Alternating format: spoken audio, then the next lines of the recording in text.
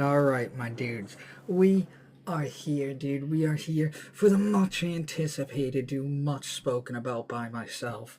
Freaking Stranger Things predictions, theories, all of that, dude. All right, I am joined by the one and only freaking Alex Tunes. If you guys haven't checked him out, check him out on YT as well as TikTok. How we doing, Alex? Pretty good. Can't complain. That's what I like to hear, dude. You sound like a man who's ready to finally get to the end and the finale of Stranger Things here. It's been so long, starting from season one. Now we're so close to the end. Dude, I can't even believe, bro. I can't even believe. Let's go. Shell Dog, appreciate all those gifts, my dude. Thank you so much.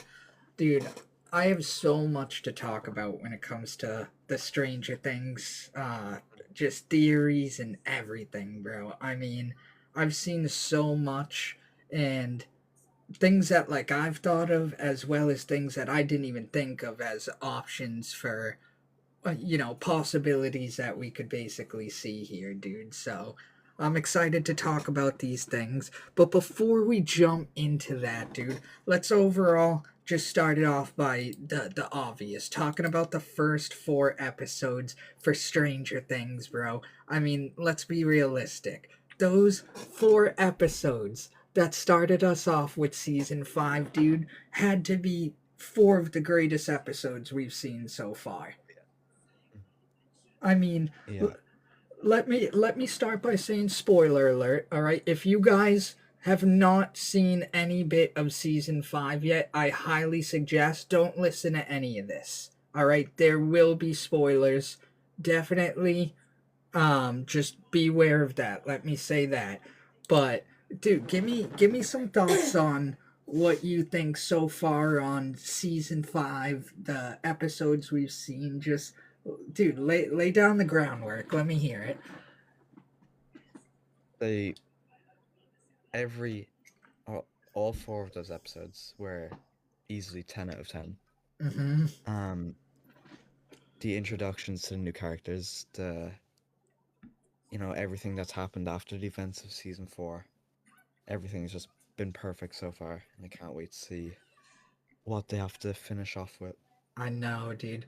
There's there's a lot of things that in the first four episodes, I think they did a really good job of laying down a lot of groundwork in terms of foreshadowing. I think there was a lot of little moments that you kind of saw before between those four episodes where I feel like it was a lot of just subtle foreshadowing for what you're going to see into the future of the finale and everything like that. And let's be realistic with the way that this show has gone all four seasons so far and starting with the fifth, dude. It I wouldn't be surprised if it takes a turn that everyone just like, dude, what the hell, dude? You know what I mean? Like, what is going on? So I'm excited for that. Appreciate all the gifts, guys. I'm so sorry if I'm not count or shouting out each one, dude. We're just so excited over here with some freaking Stranger Things talk and everything. But I appreciate you guys. If you can go over to Alex Tunes on TikTok or YT, hit him with some love, dude. He's putting out some great content you guys will enjoy. All right, but let's go ahead. All right, we all have our thoughts on the beginning of season 5, dude. I'm sure they're all generally the same thing of it was fucking awesome, right? I mean, what else is there to think other than the goddamn fact that it was just amazing, dude. But one of the things that is a theory that I've been thinking about myself and hearing a lot about and everything is whether or not Vecna is the main perpetrator, the main villain, if you will, at the end of the show.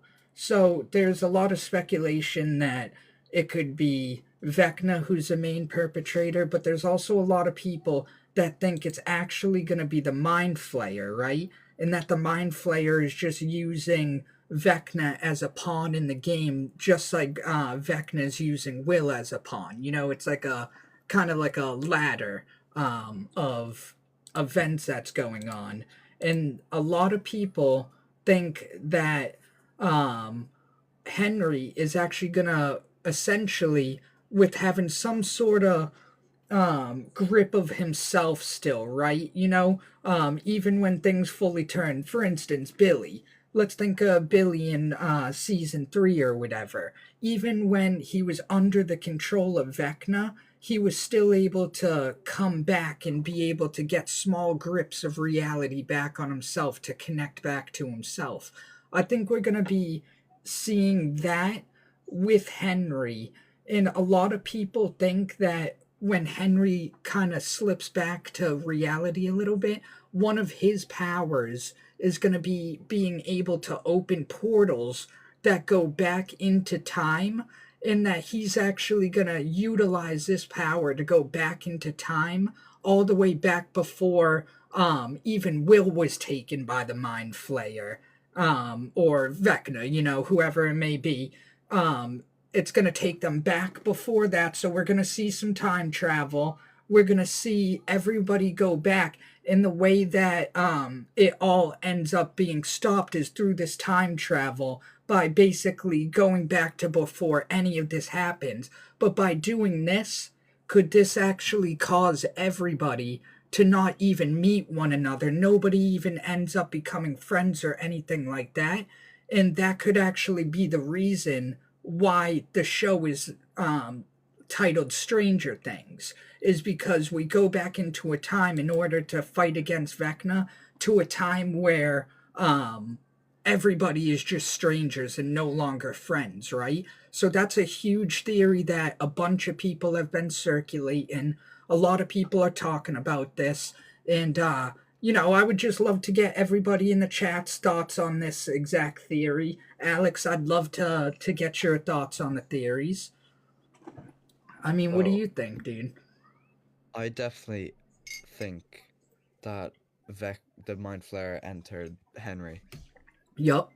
Because how else could you explain that he survives in Dimension X and the Upside Down for all those years without, you know, all the human essentials? Exactly. Um, What's up, guys? and yeah, I think um in the Stranger Things show in London and the US, it shows like the backstory of Henry, his family, his school life, and Exactly. it shows his first love, Yup. which he nearly kills, and that's the last time he sees her. I think she's gonna come back in this season, That. and when he sees her, he's gonna be able to resist the mind flare. He's gonna fight against it, and I agree with the time travel. He's gonna go back and you know undo everything. This is why being able to discuss like theories and stuff like that on shows, especially ones as good as Stranger Things, bro. I love being able to sit there and like pick people's minds on it, because there's so many angles of things that otherwise I never would have thought of, right? Um how about the end where he takes control and explodes these things, just crushes them? I know, dude. This is what I'm saying. Like, I just feel like Henry isn't in full control, or like under full control by the Mind Flayer. I think somehow we're gonna see a break from Vecna and Henry, a separation in character.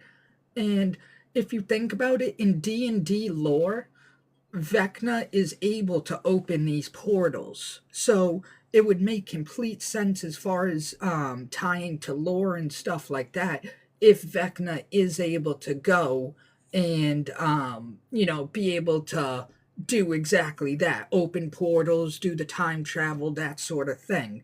What I'm going to do here, guys, all right? Because I wanna be able. I know I'm missing so many chats. Just because I want to keep up with the kind of discussion of things. So I apologize if I'm missing anybody. Please don't take it personal. All right. But to make sure that I can get everybody's kind of opinions on the matter and everything, what I'm gonna do is in between each theory in question, Keister's just gonna start up a quick little custom poll. It's gonna pop up in your chat. All right. So right now, this first one, main villain in Stranger Things finale. I want to see who you guys are voting for the final villain in Stranger Things finale. All right, I'm going to go ahead. I'm going to toss it up. That should be up for about 5 minutes or so. If I got to take it down early, I will take it down early. But go ahead, vote in that, and I want to see what everybody's thoughts are. All right. I just wanna drop in and say, I think Henry or Vecna, I think he remembers his past slightly because Joyce, Hopper, all of those, Bob, they all went to school with Henry. Mm-hmm. And when Vecna came through the portal into Hawkins in, I think it was episode 2 or 3, he killed mostly everyone, but he spared Joyce. And I think that's because he remembers his past with Joyce, because Joyce was one of the only people who were actually nice to Henry. And it would make sense. Think about it. Joyce, perfect character to literally play into that exact storyline, dude. Nicest friggin' person in the show, literally. And I do think there's gonna be some sort of like deeper family tie-in, whether it's Henry being related somehow to Joyce, or option B, C. I have some other theories that are also theories that we'll talk about later in this stream, guys, as far as who we think Vecna might be personally tied into and everything. But I do think, just keeping it subtly, that there is gonna be some form of one or another that Henry's gonna somehow be tied to a character that we've known all along. You know what I mean? There's gonna be some sort of tie-in for that. And dude, with the Duffer Brothers, let's be real, dude. They might give a lot of kind of low-key spoilers and let you know a lot of things that are gonna happen, but they do a good job of letting the suspense build and letting you know that, like, holy shit, okay, we got stuff brewing. Essentially, it's not just going to be something subtle. It's not just going to be this random event. Like, it is going to be a chain of fucking catastrophe that just leads to essentially the end of the world as they know it, dude. And I don't know, to me, I love the concept behind how it's like this whole D&D fantasy thing getting tied in to reality, right? Because think, they preach this everywhere, that like during like the 80s and shit, that was like a huge fucking scare for people. It's like, if you played D&D, you were looked at like you were like a fucking psychopath, and that you were like in part with the devil and shit. And I think it's interesting to see how that time frame, that thought is tying into this, and how people both in the show and in reality are just starting to see like the full unfolding, right? Where we're seeing a societal breakdown to the point where we have never seen in this show before. And the way that it could unfold to, we're gonna see a lot of things, dude. You know what I mean? Dude, I freaking love this show, man. I appreciate everybody stopping in, dude. I know we definitely got some Stranger Things fans, and it's always cool to hear what people's thoughts on it are. I want to go ahead, I want to check the poll, see what we're looking at right now in terms of it. All right. What? Did no one vote on the poll? That's okay. That's okay. They might have missed it. It's pretty small icon in the top left. So if you guys heard that, top left in the screen, okay? I don't know where I should be pointing, this way, fucking that way, somewhere. Top left, there should be a little icon for you to be able to vote on the poll. I just want to see what everybody's thoughts are on who the final boss is. So if you guys have the ability to go and vote in the poll, make sure you do so because I would love to hear everybody's inputs, okay? Welcome, Snowy. Welcome, Shell Dog, Slay. Welcome, all you beautiful people. If I missed you, I'm so sorry, alright? We're just keeping it rolling with some discussions here, alright? But here's what I'm thinking, dude, alright? Because we're talking about um, relations and that, like I was saying, I think Henry is going to somehow be turned into or tied into another family storyline or something like that. So, what a lot of people actually think is, do you guys think that Henry is actually Jane's sister or possibly Jane's mother's sister?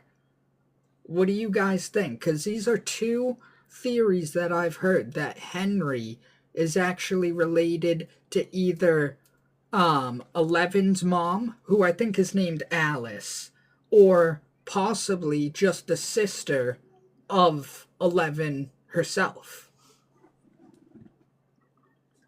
What do you guys think? All right, dude. So it looks like we got some people thinking that it could. Well, most people, by the looks of it, think it's going to be Vecna, but we do have some people that think it could definitely be the Mind Flayer. Me, myself, I'm more on the opinion that I think it's going to be the Mind Flayer. I think that Vecna is just a pawn in the game, dude. I think he's supposed to be meant to look like the top boss, but we're dealing with something way bigger that nobody's aware of besides Will, you know? And what's your thoughts on that, Alex? Who do you think is the final villain, dude? The top dog? I think it's the Mind Flayer, definitely. Yup. Again, how could Henry have survived in Dimension X and the Upside Down for so long? Mm-hmm. Um, and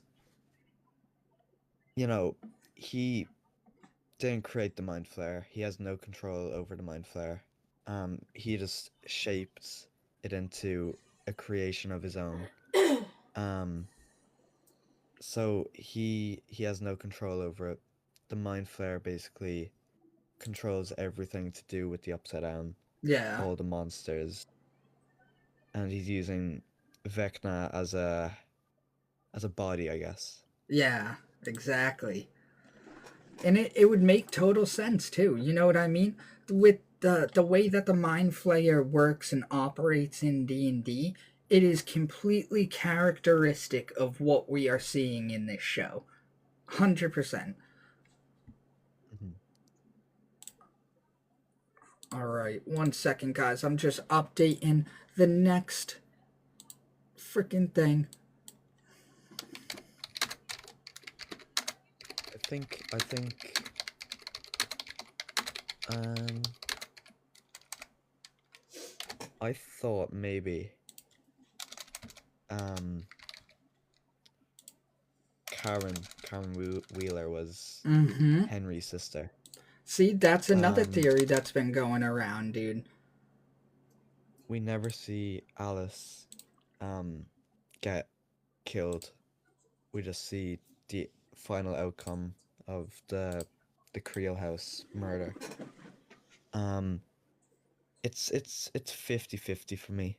Yeah. Um just because of how little information we have on about it. But I think it's definitely a possibility. It could happen. I think at first I thought it was Mrs. Wheeler who was going to be the one that was related. And then, again, spoiler alerts, just in case nobody has seen part of the beginning of season 5 here, let me start by saying that. I think when we see Mrs. Wheeler and Mr. Wheeler end up getting, gravely injured by the Demogorgon or whatever, the Demogorgon is a smart creature for just being like that. It knows not to hunt things like Will, 11, and to not kill who it's not supposed to kill, right?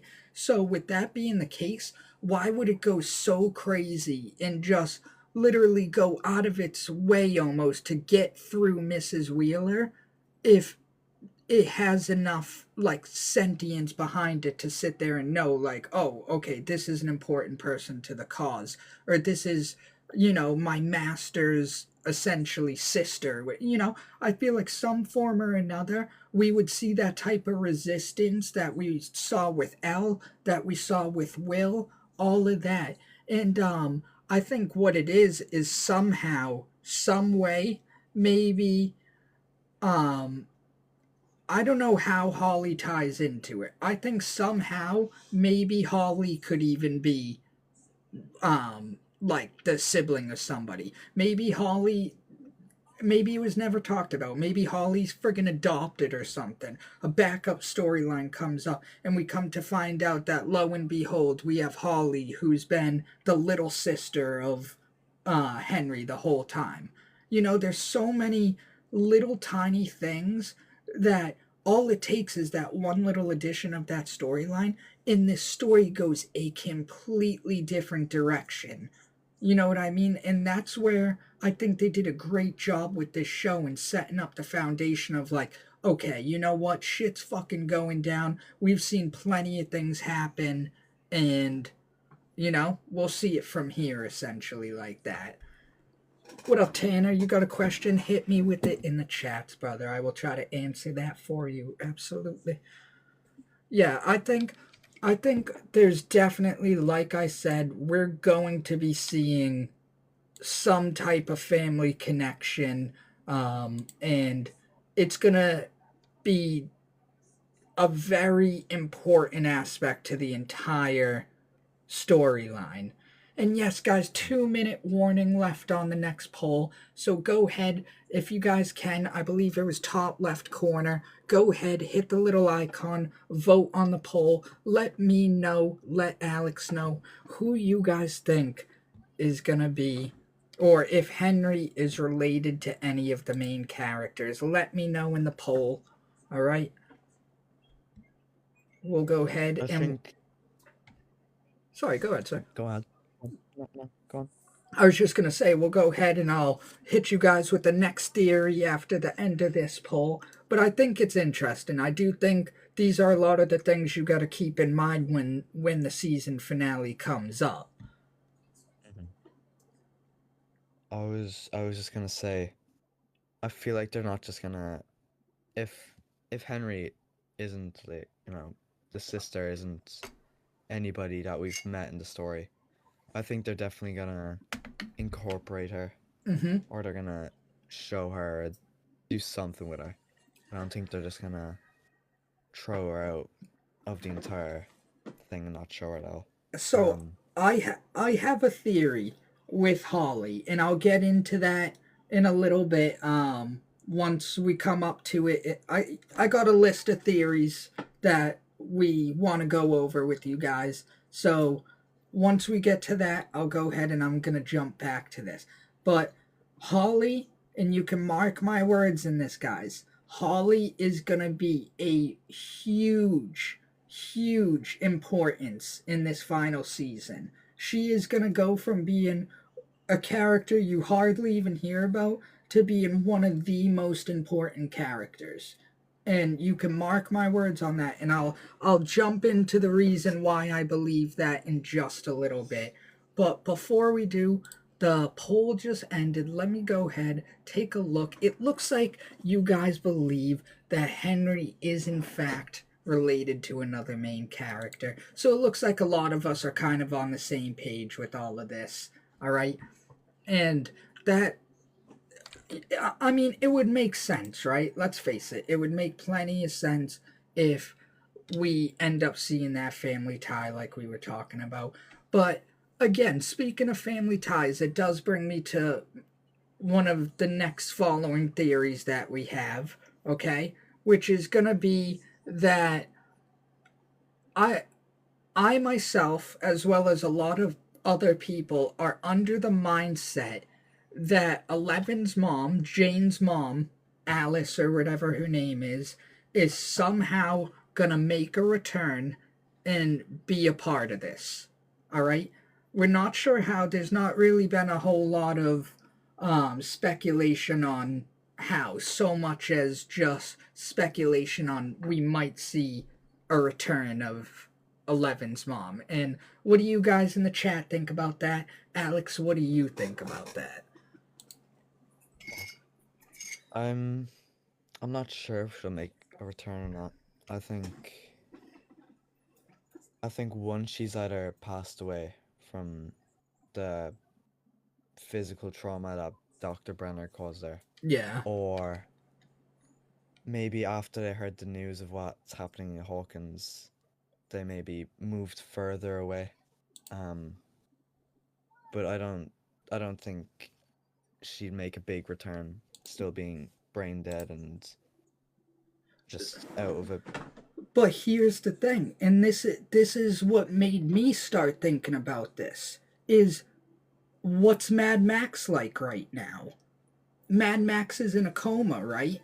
She's brain dead, but she is still a vital part. And again, spoiler alert if you guys haven't seen any bit of season 5 yet, but we end up seeing Max make this huge return. She's going to end up being a huge player in the end of the season, whether it's through Vecna's mental realm or she ends up waking up from this coma and actually becoming a part of this.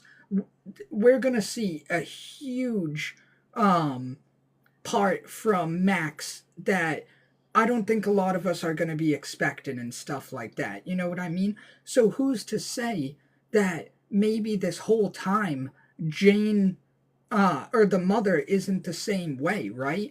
If the mind flayer is all built on grief and everything like that, who's to say that maybe the mother isn't the brother of one who also is Jane's mother, both of which are lost to the experimentation of Dr. Brenner and driven so crazy by this, love and guilt and just all these mixed emotions, right? Who's to say that in her internal, mental realm, if you would, that she didn't just start to build up so much resentment and stuff like that, that who's to say that Jane's mom maybe isn't even freaking, the mind flayer?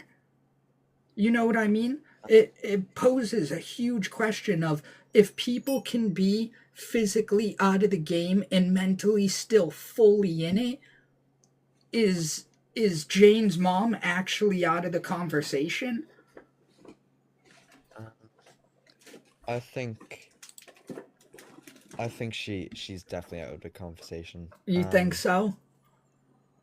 Only because of the ways they're both out of, like, Max and Jane's mom. I think because Vecna caused Max to Vecna basically took Max, her soul and all her memories, and just put it into a different realm. And her physical body is still in the world. But Jane's mom, her physical body is still in the world. But she's not. She might be brain dead, but she's still alive. She can look around, she can breathe. She can do all that while Max can't. Vecna didn't do anything to Jane's mom as far as we know.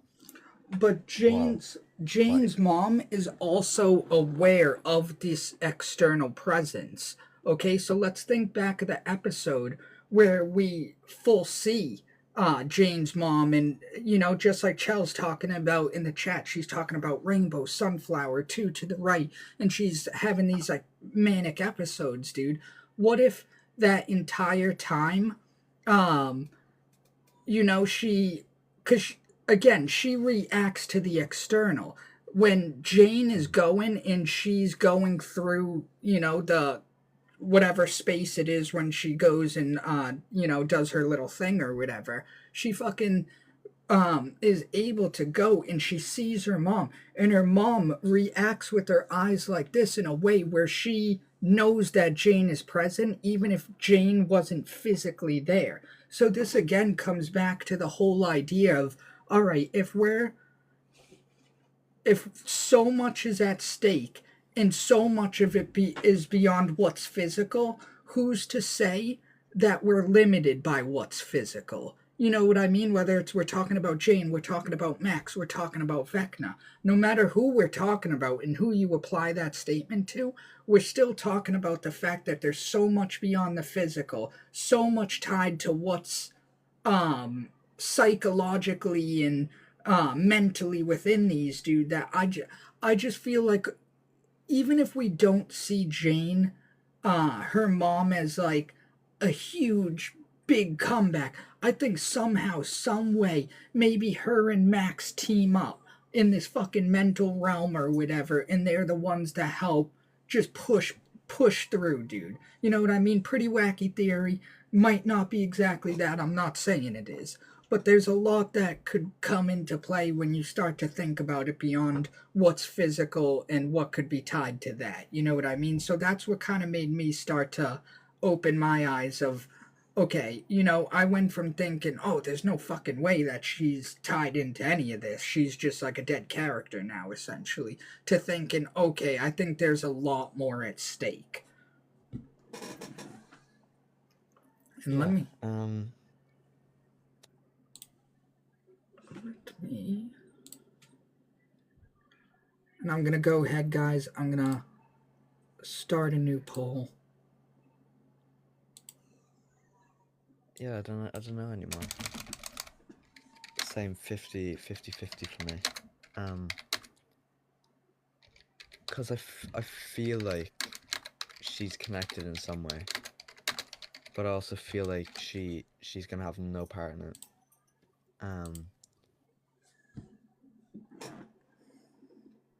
All right. So there it is, guys. Is Eleven's mom actually a bigger part in this? Go ahead, vote yes or no in the top left corner. You should see that icon to vote. Go ahead, do me a favor, vote up so I can see people's opinions on this. I'm very curious to see who's leaning towards yes, who's leaning towards no. And while I wait for that answer, I'm going to go ahead and I am going to bring it in to the next goddamn question, which is gonna be, all right, when and where did Henry first encounter the Mind Flayer? All right, so a big theory behind this is Henry in his first encounter with the Mind Flayer, was that actually when he was a kid, when he first moved to, I believe it was Utah that they lived in. I could definitely be wrong. I'll have to fact check that. All right. I want to say that it's somewhere like that, or Nevada or somewhere. But Henry first encountered the Mind Flayer, possibly wherever his home town was or whatever, at a secret military base or cave by accident. All right. So whether he stumbled into this cave that was secretly a military base or stumbled into something where this shit was going on, the military knew about it, but maybe didn't quite have a grasp of what was going on with it, right? But did Henry first encounter that Mind Flayer either in a cave or a military base, and then end up becoming the first of many children to thus open the door for Dr. Brenner in his need to work with these children to ensure that they weren't weaponized by Russia, right? Because that was a huge panic by the government. Everybody's panicked in this show that, you know, about the Russians, what the Russians are going to do. So, a huge theory is exactly that, right? So, what are your thoughts on that in the chat? What are your thoughts on that, motherfucking Alex, dude?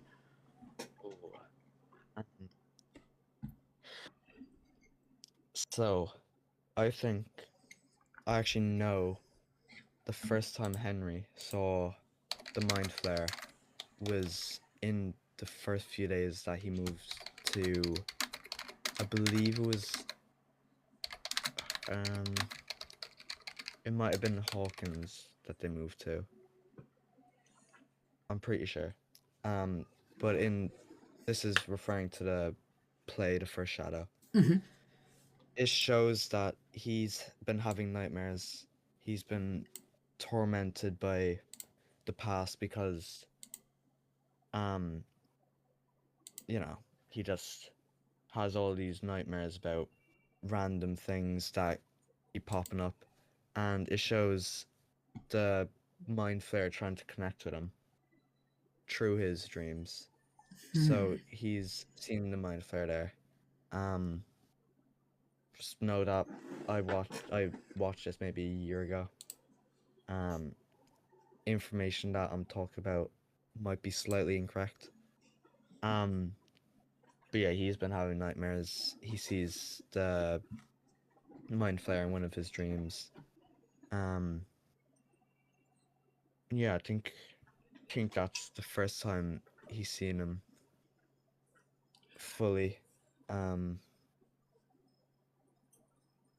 if that's what you're referring to.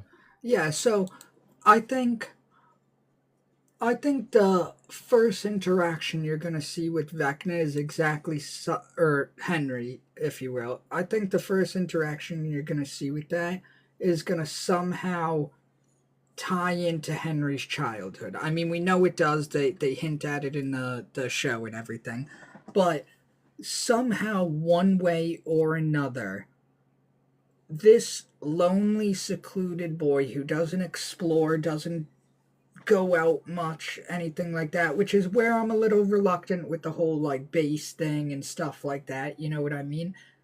But we're talking about a boy with these sort of characteristics getting, overtaken by what ends up essentially believed by many to be the main villain of the entire show. You know what I mean? So for something like that to take place, there's got to be a lot in between A and B. You know what I mean? It doesn't just happen instantaneously like that. And if it does, it's going to be something crazy, just like a military base encounter or something like that. And I don't know exactly where I stand on that. I do think he encounters something. I don't know where, I don't know how. But I do think there's a lot more to the beginning of Henry's story that we're not being told about that obviously is going to heavily tie into this, especially if the time travel thing ends up panning out. We're going to end up seeing a lot more of Henry's past playing into this, I think.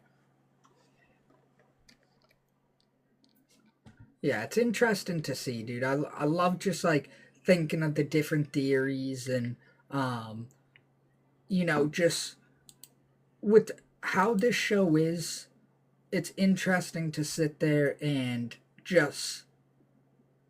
I don't even know how to break it down. It's interesting to sit there and see how all of this is getting tied into itself, especially where it spans over such wide areas. You're in California, you're in Hawkins, you're in freaking all over the place. You know what I mean? So to see it go from this small town issue to now starting to be like a national problem is. I love how they did it in this show, dude.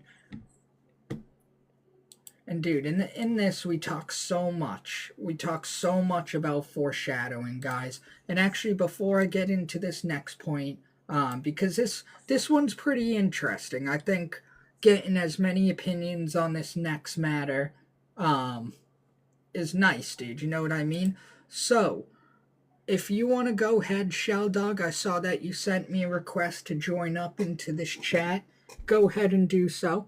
All right, you can join up and freaking give us a matter on what you think about this next part. But while I wait for that, isn't Henry the physical form of Vecna? So Henry is the pre-version of Vecna.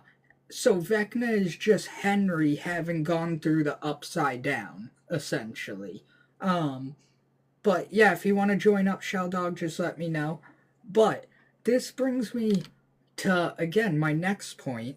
And this one takes a little brain power to understand. So I'm just asking you guys to just, take it slow, work with me on this next one. All right, but this is actually a theory that my brother presented to me. And when you start to think about it, it makes so much sense, bro.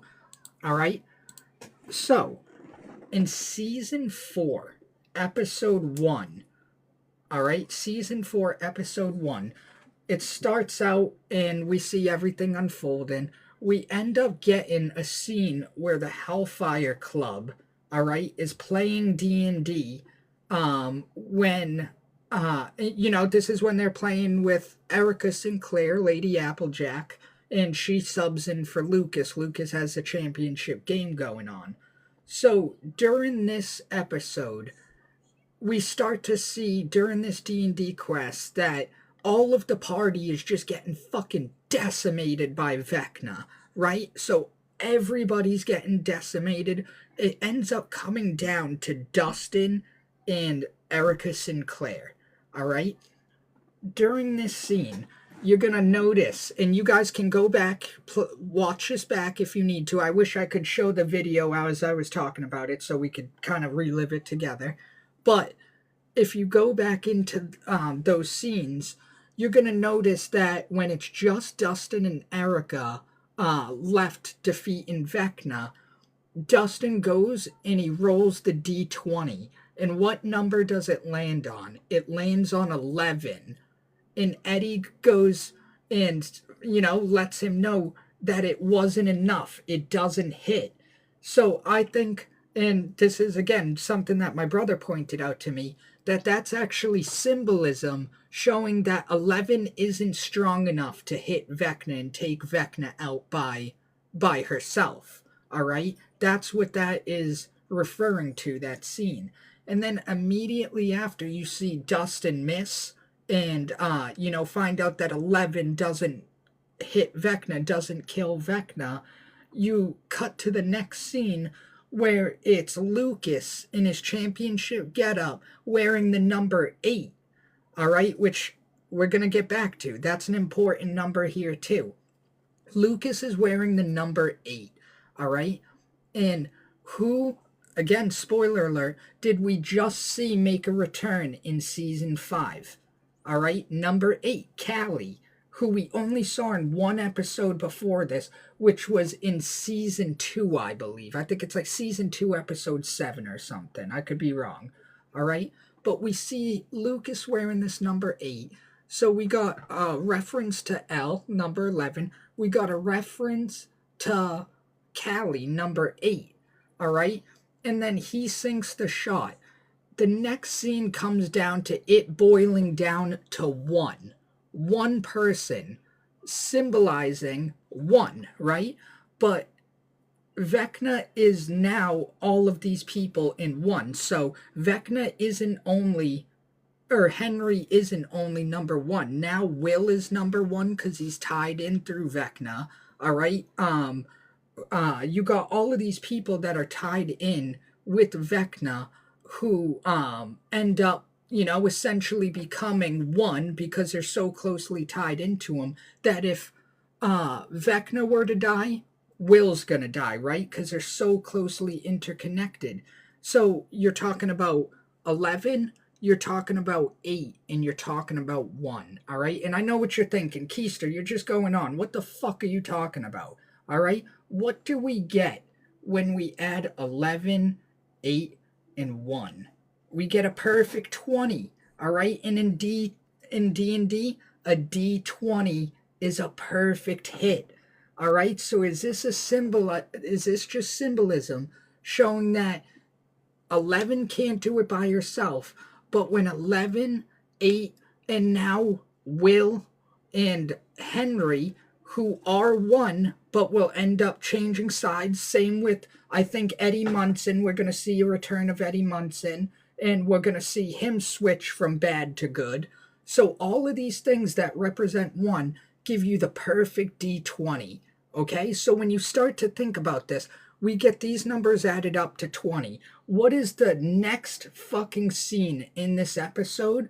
It's going to be Erica Sinclair by herself, again, 1, rolling a dice, hitting a perfect 20. And what does that D20 roll do? Defeats Vecna. Defeats Vecna. So right there, this could all be symbolism showing exactly what it is I'm breaking down. That all of these need to go in order and they need to work together in order to take down Vecna. And I know that's a lot. It's a lot to wrap your head around. I probably lost you 7 different times. All right, but just go back to that scene.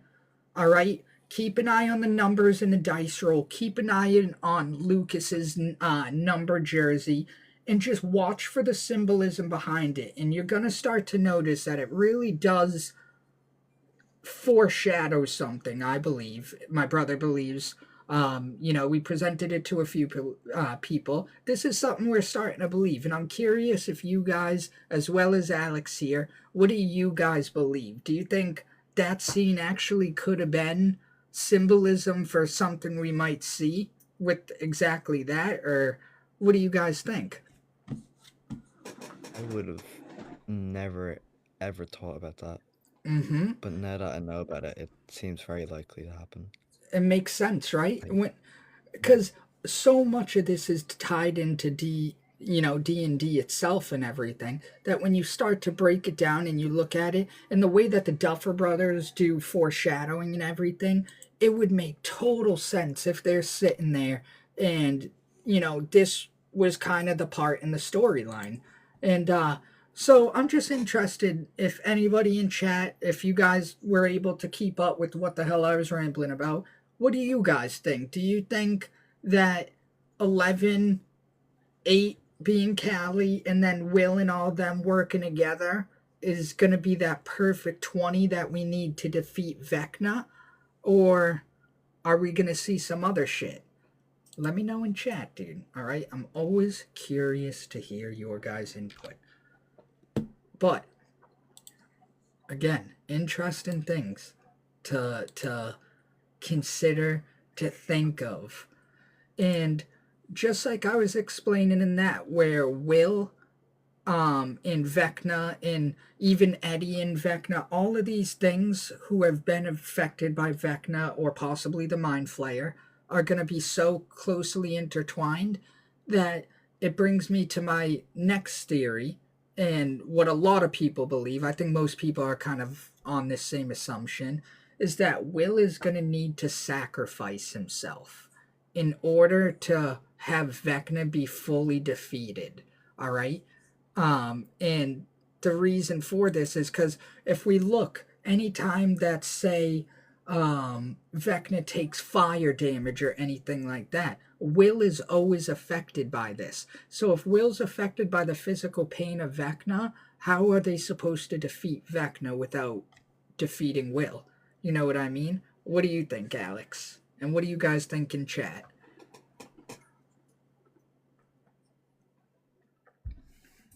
Oh I my. think they're gonna have to. Will is, unless you know Vecna turns the tables and works with the party to defeat, if the Mind Flayer is the main villain, to defeat the Mind Flayer, I think then Will have a chance at surviving. But if Vecna is just going on a rampage, he's gonna die. Yeah. Yeah, I feel that. Real quick again, Shell Dog, if you're still in here, brother, if you want to join into this discussion, I saw that you sent me a request earlier to join in on this. Just send me another one of those because I don't know how to send those, and you can join up in the discussion, dude. Love to have you in here. Oh, frickin' Alex Tunes, dude, you turd. Wait, does that actually? I don't know. I don't know what that does, if it's for the better or the worse. Whoa. Oh no, your voice echoing now. Do you know how to leave this? I do not know.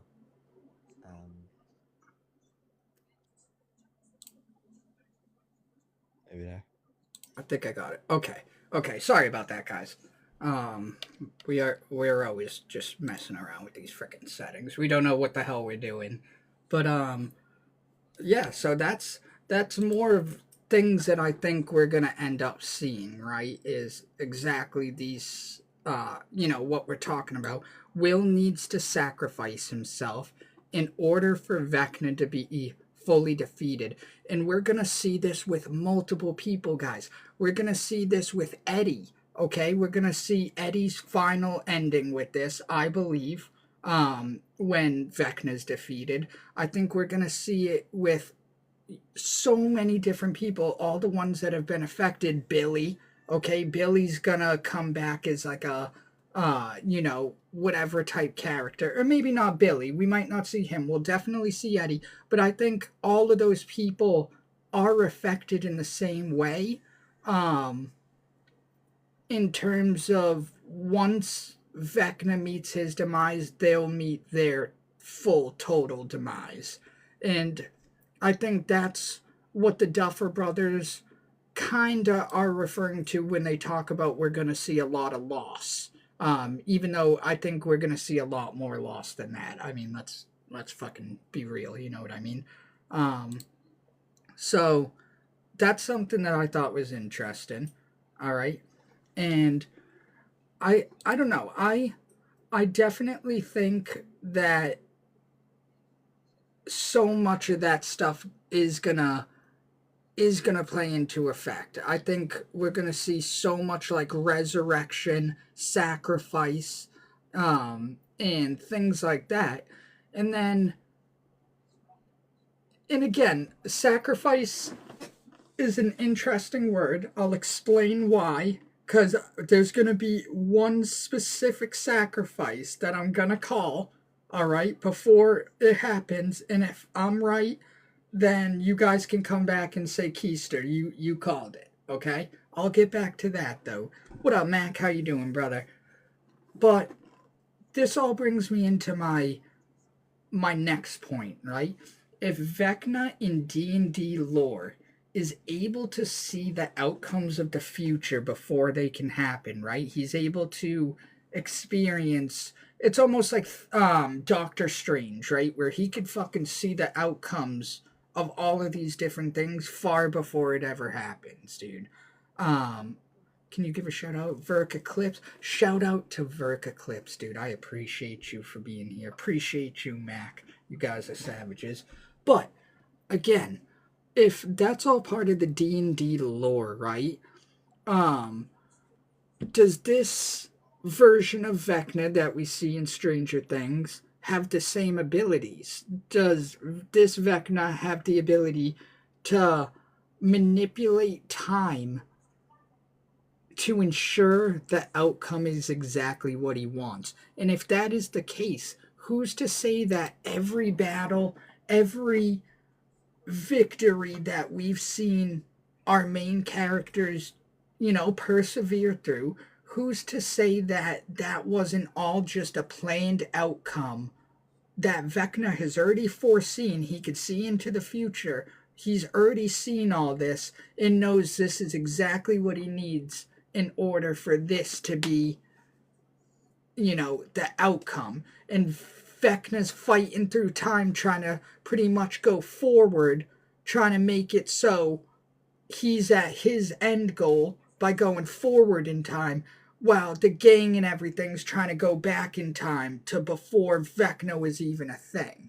You know what I mean? So that's something that I thought was interesting. And I mean, what are your thoughts on that, Alex? Do you think that we're gonna see Vecna with some sort of like time travel, time manipulation type shit?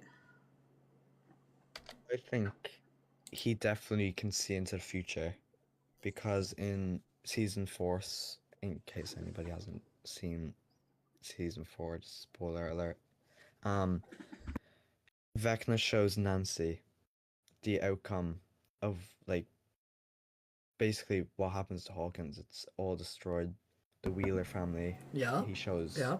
Nancy that the Wheeler family are dead, and he says that your friends have already lost to Elle.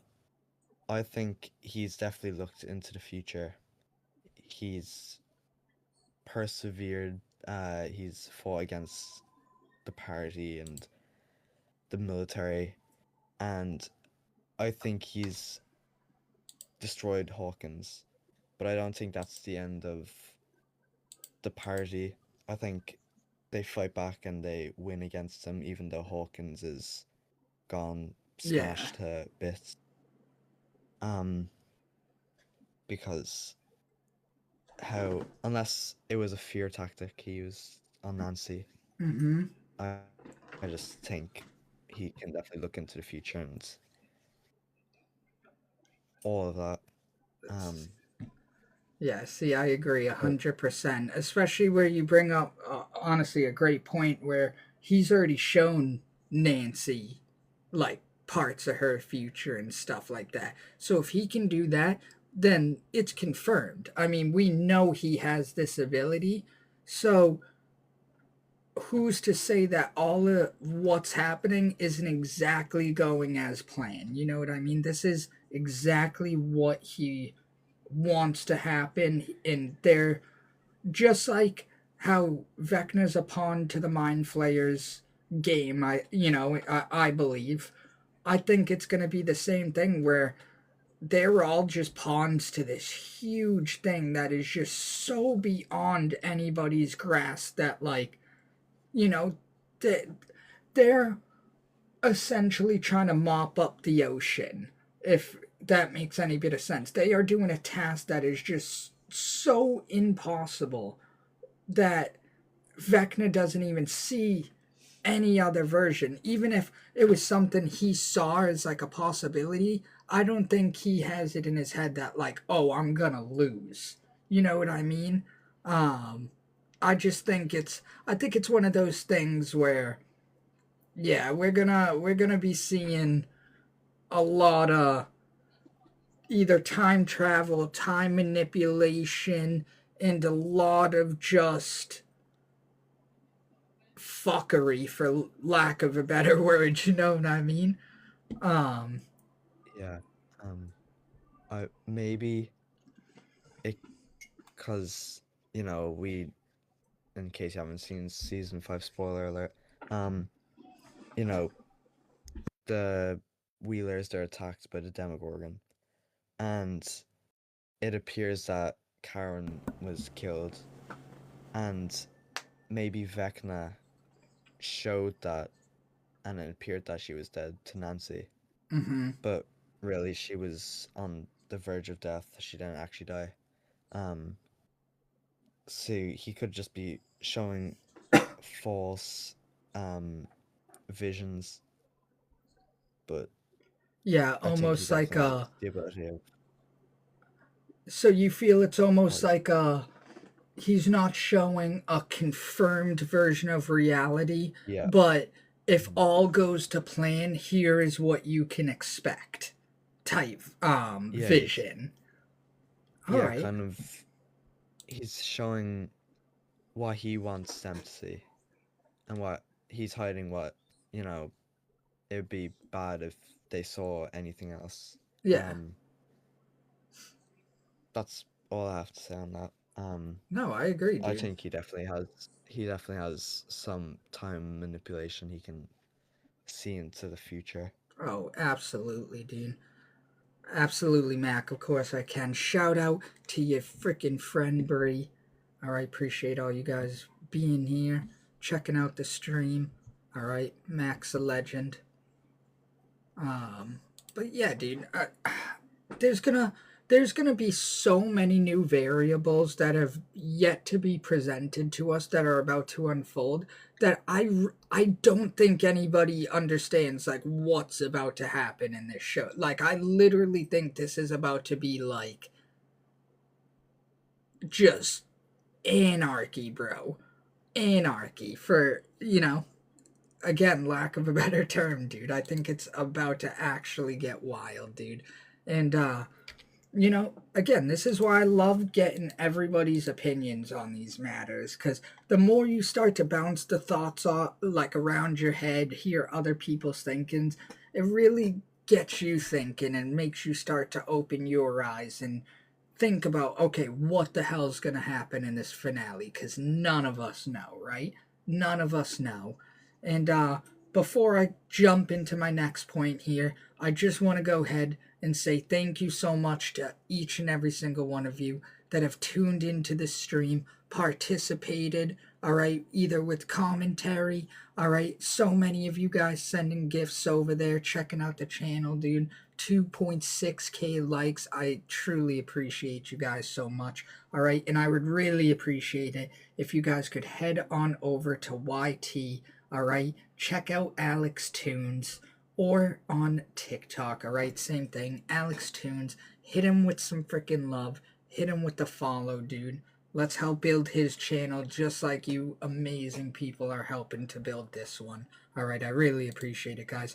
But with all of that nonsense out of the way, let's go ahead and jump right back into our next point, which is a freaking big one, dude. This is one that my girlfriend actually just sent me, I think yesterday or 2 days ago, that I don't know, I had never heard of it. I've never heard anybody else talk about this one, but I thought it was interesting and worth bringing up. All right, and that one is that Barb, all right? Barb that everybody long and forgot about, all right, is actually the Mind Flayer, all right? I know it's wild, but hear me out on this. This is what the post said. I didn't come up with this. This is just regurgitated information, so bear with me, all right? After Barb was taken into the Upside Down, and while waiting for her slow, painful death, her grudge continued to keep growing until it merged with the evil spirit of the dimension itself, and over time she became the Mind Flayer in full. The theory that every storm, creature, attack, all of that was Barb just building up the power of pure revenge for being left behind and ignored. All right? So when the Mind Flayer is finally revealed at the end of season 5, like I think most of us know where we'll probably see the Mind Flayer, right? It'll be bearing a version of Barb's face in a shadowy form. All right? This is something that my girlfriend sent me this. I don't know if I necessarily believe this, but do I think it's a really cool twist on the story, dude? Absolutely. Absolutely. What do you think, Alex? And hello, Winchester. How are you doing? I think that can partially happen You think so? because I think when the Mind Flare or slash a monster from the Upside Down kind of kills somebody, I think that's when Vecna or the Mind Flare can kind of, you know, take the form of them to make illusions and stuff. Yeah. Maybe main one being Max's mother. We we saw that Vecna create an illusion of her in season 4, but then we saw that the illusion was basically an illusion and Yeah. that Max's mother was alive. But the strange thing is we haven't seen Max's mother anywhere in the season near the hospital, in the hospital. So I think Max's mother is dead. She's been dead for a while. Um, and that's why Vecna was able to create illusion of her to Max. Um, and then after the illusion, that was still Vecna. Um, we haven't seen anybody that hasn't died as an illusion, I don't think. True. Um, so I think Barb being somewhat of the Mind Flayer could be partially true if the what I just pointed out was true. Yeah. Basically, Mind Flayer takes their memories, all their soul and all whatnot, and is able to create illusions of them. Man. That's my Okay. point. I like that. I like that. See, this is what I mean. It gets you thinking, dude. You hear other people saying shit that you haven't thought of, and you're like, all right, I get where they're coming from. So I totally get what you're saying, dude. And honest to God, yeah, it's a wacky theory. Like, I had to read it and bounce it around my head a couple times to really be like, all right, like, maybe that's feasible. You know what I mean? But, there's one side of me that is like, all right, that would be a great storyline. It would be crazy to bring Barb back up and all that, but it just wouldn't be super true to D&D the way that the other storylines that like we were just discussing would. That I think are just way more feasible options that just are, way more realistic essentially. And so that's what makes me a little bit reluctant kind of believing in that point. You know what I mean? But I don't know. Again, it's Stranger Things. Literally anything can happen. So who the fuck knows, dude? But I think the next thing, and this is, I think, the main topic that a lot of people want to talk about, debate, argue over, whatever the case may be. All right. And it's probably one of the most important topics, deaths in the finale. All right. This is going to be a big one. Who do we think is going to meet their goddamn demise in the finale of Stranger Things season 5? So there's been a lot of rumors. Everybody's been mentioned. I mean, we've heard Hop, we've heard Joyce, we've heard Jonathan, Will, 11. I mean, who hasn't been mentioned, right? That's how good they're doing with this storyline, where anybody seems like they could die at any moment, dude. It's a wild fucking time. So I like that about it. But in my eyes, I truly think that we're gonna see the demise of Will. We're gonna see the full death of Eddie. All right, he's gonna make a comeback, and we're gonna see the full death of him. I'll explain that. That's one of our theories coming up. We're gonna see the full death of, I think, Joyce. I think we're gonna see the full death of maybe Jonathan, but I don't know. I think Jonathan's gonna end up being alive, and that Nancy will end up dying, and that Jonathan will lose Nancy, um, Will, and Joyce, and then Mike will end up losing his mom, his dad, Holly, and Nancy. That's what I think. And then obviously we got some other ones. Maybe Elle ends up dying. Maybe friggin' Hop ends up dying. I, dude, honestly, again, the Duffer Brothers do such a wild job where who the fuck knows who's gonna die, dude. But those are some ones that I really think are some prime candidates. The most top choice that I think is susceptible to dying, Steve Harrington. I'll explain why next, okay? I'll explain why.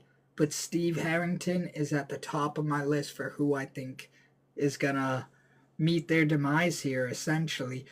And again, I'll explain that in a minute, but let's give Alex a minute to explain who he thinks is gonna die off here, dude. Okay. I have three main ones that I think are gonna die. We have Hopper, Jonathan, and Lucas. Really? I think Really? those three, those are the three, one of the three key relationships in the season. We have Hopper and Joyce, we have Lucas and Max, and we have Jonathan and Nancy. Joyce is a main character, Max is a main character, and Nancy's a main character. Mm-hmm. So I think all three of those main characters are gonna lose someone they care about deeply. Yeah. Hopper is he's gonna sacrifice himself for Elle Yep. because he talks about not wanting to lose another daughter. Um, I think Jonathan's also gonna sacrifice himself for Nancy, Yep. and I think Lucas is gonna die protecting Max, as we see in the elevator scene in the hospital. Okay. Those are my main three, just because, a main character is linked to them. Obviously, those ones I mentioned are also main characters, so we never know, but that's just what I think. See, that's what I mean. Like, it literally could be anyone, and that's what stresses me out so much about it. And dude, like, I'm going to see the finale in the movie theater, so like, think of like Star Wars when those first came out and how fucking people were like losing their minds in the theaters, like yelling, crying, screaming, fucking, it was a wild like experience or whatever. It's gonna be fucking crazy for this show, dude. There's gonna be people yelling, screaming, fucking crying. I'm expecting at least 3 people to shit their britches, bro. Like, it's gonna be a fucking wild event, dude, and I'm so excited to see all that unfold. And like in a theater, bro, that's gonna be insane. But yeah, I'm with you in the whole sense that I think they're going to do it in a way, and they've already set it up in this sort of way to kind of foreshadow this, but they're going to set it up in a way where they're losing, or everybody's losing somebody. You know, that there is not one person who's walking away from this unscathed. And I think that's an interesting kind of angle to play off of, is like, not only is everybody experiencing loss in terms of like possessions and house, and the fucking town's gone, and everything they know and were comfortable with is just all of a sudden gone, right? But now they got to play into the fact that everybody they know and love is gone. You know what I mean? And that brings so much like realism, and just, I don't even know, just like such like a real aspect to the show, and I think we're going to end up seeing that. I really do. And again, I think any character you could argue that we're going to see a death with. All right? But here is why Keister believes that Steve Harrington is the number one justification for, who we're going to see die, essentially. So, if you look, they always release ahead of time what the name of the episodes of the season are. I believe episode 5 of the next season, or season 5 or whatever, one of the episodes is titled Shock Jock. All right, Shock Jock. And if you think about it, where was the last place that we saw? Okay, what's a jock? Steve Harrington. Jock he's literally the epitome of a jock. All right, he's the main one. And where was the last place that we just saw Steve Harrington? Was at that huge power tower thing, the electric power fucking tower. I don't know what the hell you call those. But he was there. And right before he started climbing, what did what's her face? Um Robin go and say to him? She was like, make sure you turn the power off so you don't like shock yourself or something like that. And he looks with like a look of like, oh fuck, like I completely forgot to do that. But he was like, oh yeah, I'd never forget to do that. And then him and Jonathan start racing up the towers, right? So, right there, it was a foreshadowing that he's going to end up forgetting to shut off the power. He's going to end up needing to scale this thing, as fast as he can. Time is limited. He's got no time for thinking, dude. And he's already scaled this thing once. So what's doing it again? He's going to go ahead, say, you know what? I'm going to go ahead and I'm going to climb this. And somehow, some way, all right, whether he goes up there to fix something and just ends up getting shocked and dying that way, which I don't think is the way it's going to happen. I think what's going to happen is he's going to start to climb. There's going to be something mechanical wrong. He's going to go up and fix something, right? And he's going to go up and do it. But right at the last second, we're going to see whether, it's someone like Vecna, one of these big entities of the show is going to end up climbing up the tower with Steve, and the only way they're going to be able to kill, said monster or whatever, is by sacrificing Steve on the tower and just electrocuting everything up there. And I think that's why the episode is named Shock Jock, and that's why I think the number one most susceptible one, just based off of the name of those episodes and piecing that together, I think right now it's looking like Steve Harrington is the most likely to die. As much as I hate to say it, dude, I really do think so. What do you think, Alex? Do you think that's pretty believable right there? It sounds believable, but shock jock means a radio host who uses controversial humor for to target like an audience to gain attention. And that's exactly what Robin does, cuz she does the Squawk radio station. Um Damn. I think it's going to be around maybe it could be Steve cuz Steve is also working there with her. But I think it's going to be based on Robin and her relationship and going to Enzo's on the date that was talked about in the hospital. That's an interesting freaking view. I hadn't thought of that. Didn't even know about that shock jock thing.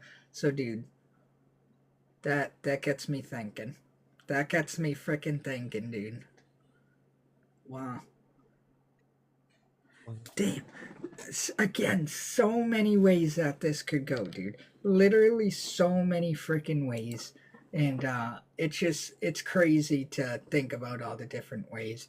But all right, guys, we got a few more points here. We still got about, let me see, 8 of them. Okay, so we'll go ahead. We'll just get through the rest of these. I know everybody's probably freaking heads are going sideways with all of this information, dude. But these are the things we gotta be talking about before this finale, dude. The things we gotta be freaking pondering. All right, but let me jump straight into the next thing, dude. All right, and that is the theory that Holly is gonna end up having powers just like her D&D character. So when Mike, spoiler alert, gives her the little character in the beginning of season 5 there, gives her the little D&D character and tells her all of the things that her character can do, that's actually foreshadowing of what Holly's going to be able to do. And she's actually going to play a huge importance in this entire storyline because she's going to, based off of her character and the character's abilities, is going to have the ability to open portals. All right. So we're talking about the ability to possibly open a portal straight to Vecna. All right. Because Will can sense where Vecna is. All right. There's ways that they can track Vecna down and they know his location. So what if they fucking go ahead and they use Holly and her ability to open these portals, all right, to somehow, some way, whether it's they send Will, they send someone, they do something, right? And they send it through the portal, and that's how they're able to finally defeat Vecna or the Mind Flayer, dude. All right, so what's your thoughts on that? Do you think that's, a feasible idea? Um, I think she's definitely going to gain powers from Vecna or the Mind Flayer Mm-hmm. because I think Mr. Watson is leading all these, kids like Derek to the upside down to basically give them powers and to fight back against Elle and the party. Um, that's just what I think. It doesn't sound very believable. Vecna getting kids to fight for him, but why else do you think he's like bringing them to the upside down? And he could have chose anybody. Exactly. And maybe it's because since they're kids, they're weak. They're like they'll believe anything. Mm-hmm. That's why they believe Mr. Watts is, a A good good guy. guy. They follow Yeah. him. Yeah. Cause what? They're only like 11, 11, 7, around 11 to 7, the age. So they're still pretty young. Yeah. Unless we're gonna have another um hospital monster situation. Mm-hmm. Yeah, that's another thing is Um, seeing the return of Bob. That's a lot of mhm. what people think too. But keep going, keep going. Yeah, I think they're gonna bring back a lot of the dead characters. So Mm-hmm. like Bob, Barb, and I don't want to say it, but I think they're gonna either bring him back as some sort of monster or like an army. Um, because maybe Vecna's collecting all these people to form something bigger. The 4 people just for the Hawkins attack was the smaller attack just to get started. And Yeah. then maybe he's collecting maybe 12 people to fully circle around the clock and end it once and for all. Yeah. Well, that's even how it is in Um, D&D is Vecna always had his like minions essentially. You know what I mean? Like his people doing his dirty work while he was just a controller. So, honestly, I believe it. And we even saw Holly when she goes off and she um, gets told that she has to venture through all these woods to go speak to Mr. Whatsit or whatever. She dresses up exactly as her D&D character. I don't know if you noticed that or if anybody noticed that, but when she leaves, she's literally dressed up exactly how her D&D character is dressed up. So that is again foreshadowing that that's, a pretty likely scenario that we're going to end up seeing Holly with some sort of powers, some sort of ability to open portals, something like that. And she's going to be a major role, I believe, in this season finale, honestly. But, we're talking about all these deaths and returns and all of that stuff. And that brings me to one of the biggest things and one of the hottest debate topics of Stranger Things, which is what happened with Eddie. Is he gone? Is he not gone? And most important, or more specifically, I should say, is are we going to see the return of Eddie Munson, but possibly as something evil that is also being controlled by the Mind Flayer of Vecna? All right. So, one of the main things that a lot of people are thinking is that we're going to see Eddie Munson return, but he's going to return as a vampire. All right. So in season 4, episode 1, when they're playing D&D, right? The same episode I talked about earlier, where they rolled or Erica got the 20 roll or whatever. Same episode.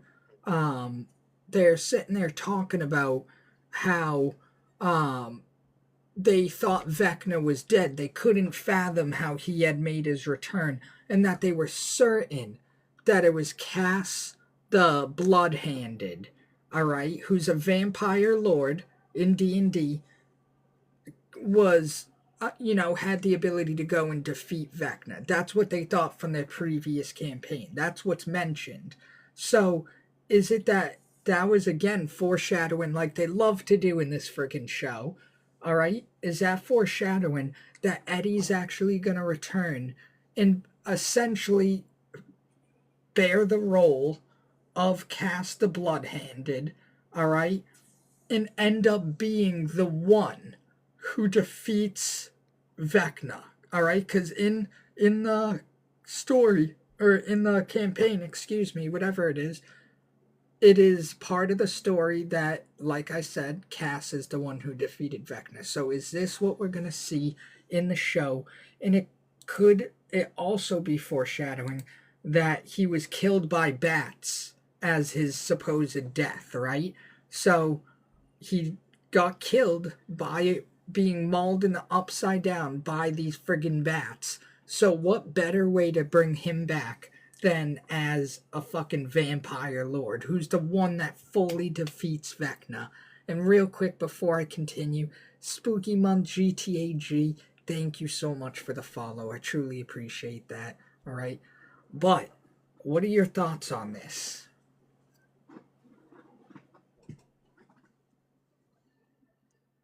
I want to think he's coming back, but I also don't think he will. Really? You don't think he will? See, I'm of the other mindset where he was such a beloved character that I think we're gonna end up seeing him make a return. And call me crazy, I think him and Christy Cunningham might be like, partners in crime essentially, and that they're gonna somehow maybe work together to defeat Vecna with all the others. Could be wishful thinking, dude, because I'd love to see them both make a return. But I don't know. That's my kind of thinking on the matter. You know what I mean? So, but what makes you doubtful, dude? I just think Eddie's gone. His body's still probably rotting in the Upside Down. Yeah. The actor said he wasn't coming back. That's kind of it. I can't imagine Eddie coming back. I want him to come back. I want him But to I so just don't bad. feel like they'd bring him back from the dead. I don't feel like that's what the Duffers would do. See, I think like we were saying, we're gonna see so many of the dead brought back, and that's what's gonna make it like such a personal fight. Is they're no longer just gonna be fighting Vecna, Mind Flayer, stuff like that. They're literally gonna be fighting all of the people that they lost and loved ones that they're losing during these battles are gonna be joining up and everything.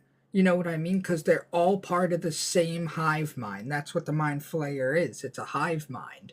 So they're all controlled and doing exactly the same thing, operating under the same mission and stuff like that. And we even see in the earlier seasons when we first start to see like the Mind Flayer and stuff is like with the rats and shit. You see the rats just turn into frickin' pretty much goop, and then they all form together and they all turn into one thing essentially, which is I think exactly what's going on here is all of these things merged together are the main monster, but the monster isn't going to sit there and fight as just like the Mind Flayer isn't going to be in that form. It's literally just going to be sending out its minions, and all it's going to be doing is being the controller like it is in D&D. And freaking, we're going to see the battle of, against Eddie. And I think it's going to be the same thing, like I mentioned earlier on the stream, where Billy, the same way where, he was controlled by Vecna or the Mind Flayer or whatever, but he could still get these little time lapses where he would break out enough to like recognize Max and stuff like that. Who's to say that it's not the same exact principle where if, Eddie is brought back, they're gonna have to fight Eddie somehow. In the way I think it would be done is Eddie's huge into music. All right, he's the one dude that had the guitar scene in the season 4 or whatever before he ends up dying, right? So, what better way to try to bring Eddie back from the Upside Down and not like restore back to his full self, but get him out of the control of Vecna or the Mind Flayer back to his like normal form of thinking enough to where he turns on Vecna and everything is going to be music the same way that they captured Max, right? um Max was saved by the music. They're going to end up remembering that Eddie did master puppets to try to save, um, you know, try to save from the upside down and all that shit. So I think they're going to end up sitting there playing that song, breaking Eddie out from this like vampire trance essentially, enough to where he gets enough of like out of the brain frog to be able to recognize Vecna as the enemy, and that's what's gonna be like the changing point. You know what I mean? That's something that I feel like we're gonna see, and if I end up calling it, dude, it's gonna be like, holy shit, I can't believe I called that. You know what I mean? Yeah, it'd be cool if he came back. We'll just have to wait and see how Right? long, like 11 days until the Mm-hmm. next tree come out. Yeah. Yeah, and like I was saying, we'll just keep firing through so we'll get the last of these theories out. And the next one is that Will or Henry were the ones that actually created the Upside Oh, Down. All right, I am a firm believer of this. I think that Will was the one that created it somehow through all of the time travel as a way to try to counter all of this. You know what I mean? I don't know how, I don't know why, I don't know any of the specifics. I just believe that Will was the one who created the Upside Down. What do you think? I don't think anyone created the Upside Down. If we jump back to season one, Elle basically, Dr. Brenner uses Elle to make contact to Henry in Dimension X. And she makes contact and she finds the Demogorgon. And then after she, touches the Demogorgon, it creates basically an alternate universe of Hawkins in the freeze state that it was. Yeah, So basically, no one created it. Was created by the outcome of Elle making contact to Dimension X. yeah. Um, I'm I'm pretty sure that's what it is. Like again, I could be wrong, but And again, it makes total sense. I think any of these options could make total sense when you really start to think about it and everything. Is some type of event like that was what went and created the Upside Down or something. I don't know if it began super long ago or whether it was Will or one of them who did it, right? But somehow that was created, and like you were saying, I could totally see your end of it. I totally see that. If the time travel aspect is a part of it, I see it being Will who was the one that kind of created it or whatever. But yeah, it brings up again the topic of time travel and all of this stuff. Earlier in the show, we see Mr. Clark actually talking about wormholes and portals and all of that stuff, all right, when he's explaining to Joyce about the electromagnetic fields and all of that stuff and breaking it down to her. So, could this have been subtle hinting that we are going to see time travel and that whatever Mr. Clark was actually explaining ends up becoming a true reality of something that's being done? Um, and do you think if if that was foreshadowing and we do see time travel, do you think it's going to be that the team finds a way to travel back in time um, to before Vecna took Will, and that's what the time travel is? Or do you think it's gonna be a different kind of version of that, where they're more so playing into not so much the past, but maybe utilizing things in the present or slight future, and you know different variations of that. What do you think, Alex? I think Mr. Clark talked about the wormholes and the portals and whatnot he talks about. I think that's definitely foreshadowing Hmm. some use of time travel. If I had to guess, I'd say the party they try and maybe if the Holly theory is correct, she can create portals back in time. They might use Holly to, basically go back in time to prevent all of this. See, that's kind I of don't know. that's where my like train of thought is. But continue. That's that's kind of all I have to say. Ma- Again, I think Holly might get her powers from Vecna, Hmm. but if she does get her powers from Vecna, that would mean that Vecna would basically have to time travel himself, so Exactly. he'd be able to time travel. Um, And so would Will. And this is yep. this is where a lot of these like open debates come into question and everything. Mac, I probably will end up doing one later on. I'll update my story on my profile to let everybody know. Okay, I just got to see what's going on. All right, me and my lady are gonna be watching some movies and stuff later, so I just got to see how things play out. But just keep an eye on the story.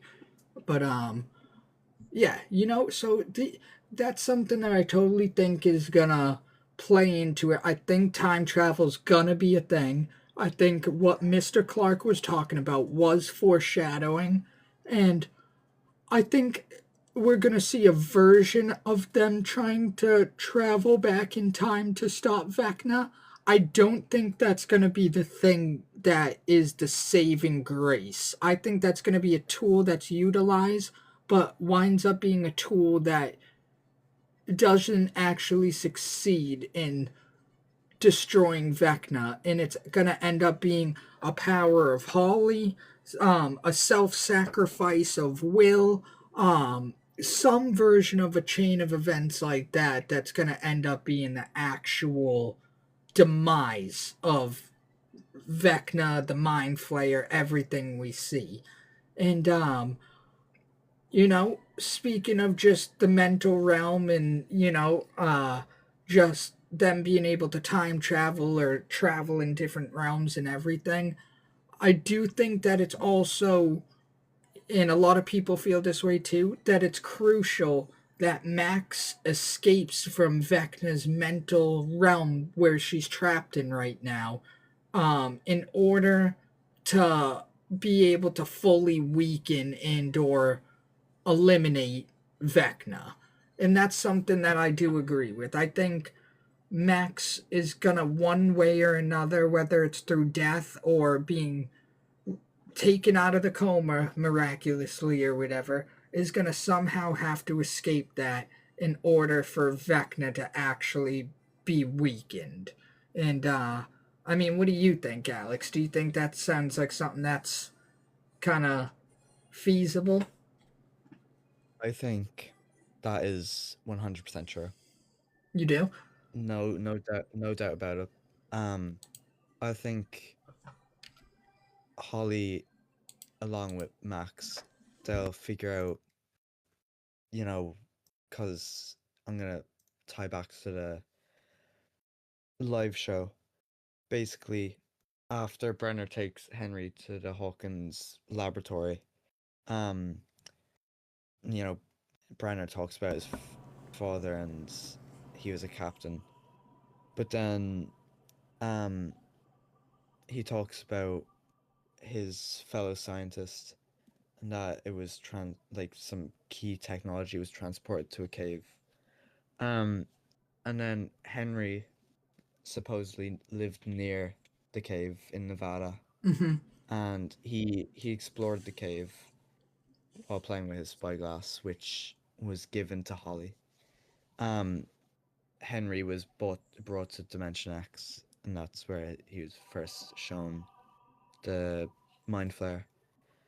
But I think Max and Holly will figure that out and use it against him the same way Elle used that against Billy when she went into his memories and talked about Billy's mother. And that Dude, basically brought Billy back to reality and helped basically win the battle of season 3. honest to God, not a viewpoint that I had thought of until mentioned, but I I couldn't agree more. I couldn't, dude. That's 100% exactly what I think would be the case, dude. It makes so much sense. And if there is a way that you're gonna get into the mind and be able to kind of get that sort of effect on someone who's as far gone as Henry, it's one thing that they're sitting there and they're able to do it to people that aren't as affected, but when you're talking about Henry, who's like the main pawn of who's being controlled so much that he's literally taking another form, you're talking about it's gonna you're gonna need something like that. You're gonna need to be able to either find a weakness or go back in time or do something in order to stop that, because there's no way that just basic brute force is gonna take down Vector. There's just no way. And another thing that a lot of people think, because we've seen it in the show before, is that 11 having the ability to wipe people's minds and memories, all right, is going to utilize this, whether it's to wipe Henry's mind of like all of that stuff, and maybe that's how they get through, all right. I don't think that's as likely. I think if that were to be the case and she utilizes this, it would be after the victory, to ensure that everybody forgets about the true horrors that were left behind. You know what I mean? There might be the physical evidence, the town's destroyed, things are gone. People are going to remember something fucked up happened. But if you don't remember the the true truth of the matter, is that to benefit everybody? And that's what a lot of people are thinking is, could 11 actually utilize this ability to somehow either wipe the minds of the gang afterwards, use it against Henry, or just in any shape or form, is this going to be utilized, or is this just kind of a one and done thing? You know what I mean? So, what are your thoughts on that? Oh, wait, has Elle wiped minds before? So it's been shown that she had the ability. I forget exactly like verbatim when the hell she did it or anything. But I remember, and again, these are just theories that like were brought forth. So some of these aren't ones that like me in particular are coming up with. These are all just different ones that were brought forth to me or that I saw and thought were good idea, good topics to bring into and everything. So as far as when she went in and wiped anybody's like minds or memories or anything like that, I can't really remember verbatim when the hell she did exactly that sort of thing.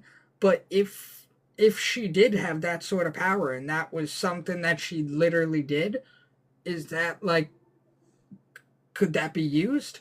I don't know. I think where I can't even off the top of my mind remember her doing this, and you can't either.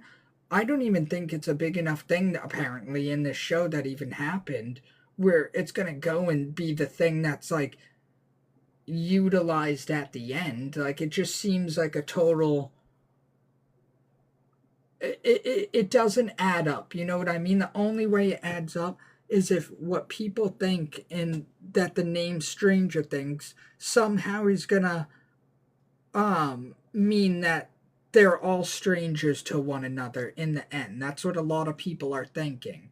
All right, so that's the only way it would make sense is if she does have this ability, if she used it after any sort of victory or whatever, maybe they all become strangers, and that, theory would tie into this one.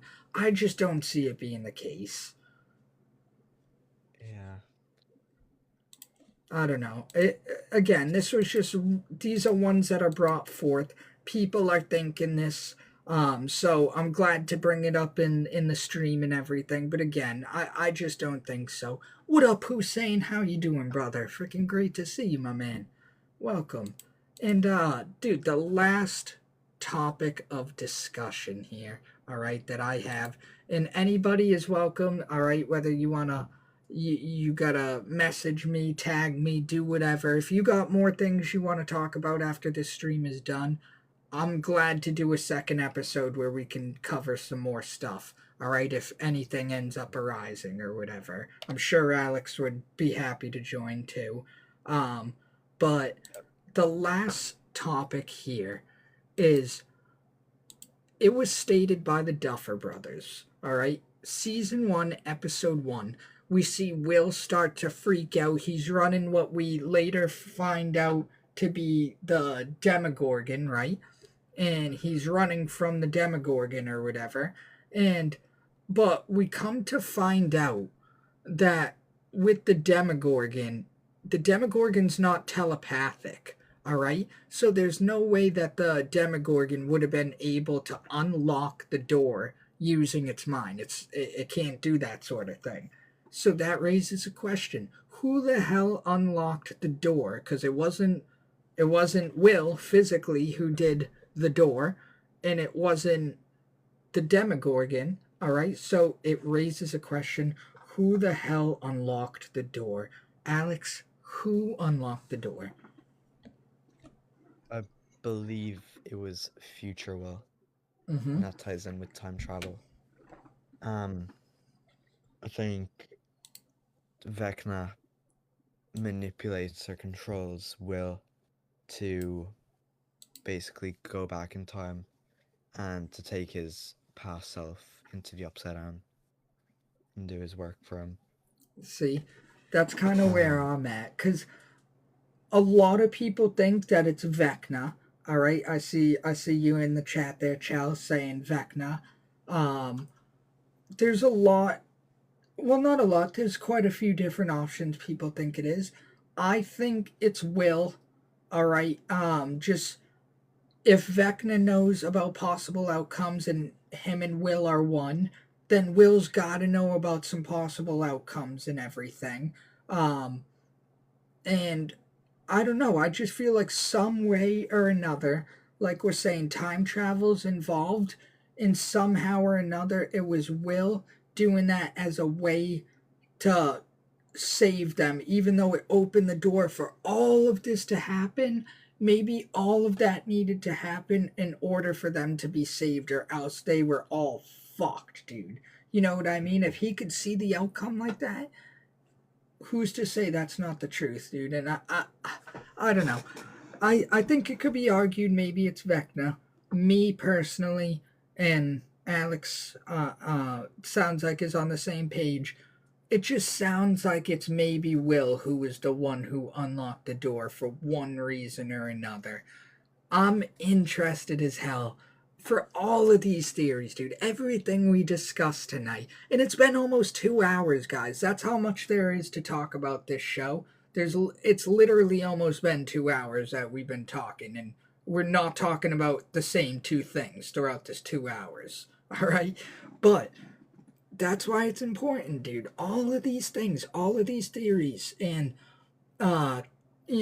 things that we're bringing up to you guys are important to keep in mind, especially with the end of the season coming up so quick. I mean, Christmas Day we get the next 3 episodes, and New Year's Eve we get the final episode. So they're right there. We are a couple weeks away, guys. So if there is a time to be thinking about this goddamn shit for Stranger Things, it's right now, my dudes. It's right now. And I'm hoping, in the very least, dude, that this little 2-hour special, whether you were here just momentarily or you've been here vibing throughout the whole thing, dude, whatever it is, I hope this brought some insight into some possibilities for the show, made you open your mind a little bit, dude, and most importantly, got you thinking, because that's what these are about, dude. It's about getting you thinking.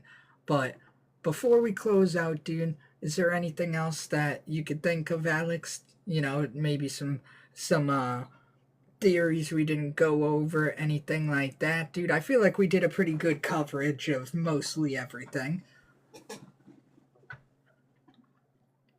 I do have one. It's not a theory, Okay. but it's the Duffers said that they're gonna be using a song I that heard this. has never been used in a show before, and people are thinking it's gonna be, I forgot what the name is. It's Joe Keery song. Um, Let me look it up. But people are thinking it's gonna be Joe Keery song. Um, Really? End of beginning. Um, so basically it's just basically the end of the beginning. Um, it's gonna go back way back to the beginning, and basically the beginning is the end of the thing, if that Yeah. makes sense. We're gonna see spin-offs. We're gonna see all sorts of stuff from this, dude. You know we are. This isn't the end. This is the beginning, just like you're saying, dude. And that's what makes me so excited, man, because this show deserves to just live on. I mean, this is one of the few shows where instead of getting worse each season, it's progressively gotten so much better season to season. And the jump between season 1 and season 5 is fucking night and day. Season 1, fantastic. Don't get me wrong, timeless, classic. All right? But season 5 is bonkers, bro. Bonkers. And I don't know, man. To me it's just, yeah, I think it really is the beginning of the end, essentially. And that there we're going to see a lot more unfold, and there's going to be a lot of Mhm. other storylines and stuff like that. But dude, I hope so. I mean, I am a huge fan of this show. I know most people are huge fans of this show. So shout out Duffer Brothers, dude. Shout out, keep up the great work, dude. Excited to see the finale. All right, but before we close out, dude, I just want to go ahead and say a special thank you, all right, to each and every single one of you guys that tuned in, participated in the stream, whether it's just watching the stream, all right, commenting, putting down opinions on the matter, whatever it is, and uh whatever the case may be. I truly appreciate each and every single one of you guys so much. What's up, Erica? How you doing?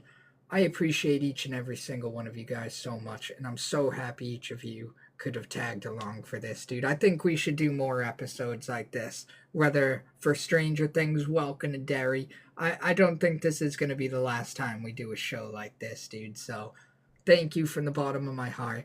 Another special thank you to everybody that sent gifts today. All right, Chell, Shell Dog, appreciate you guys. You guys are freaking legends. Appreciate that so much. All right. But most importantly, special thank you to Alex Tunes, taking 2 hours of his freaking day, especially because he's 5 hours ahead of us, so it is late for him right now. All right, took freaking 2 hours out of his day to vibe out and talk some shit about Stranger Things. So thank you, sir. Oh All yeah. right, much appreciated. If you guys haven't Yeah. already, go and check out Alex Tunes. All right, I'm gonna type his name into chat right now.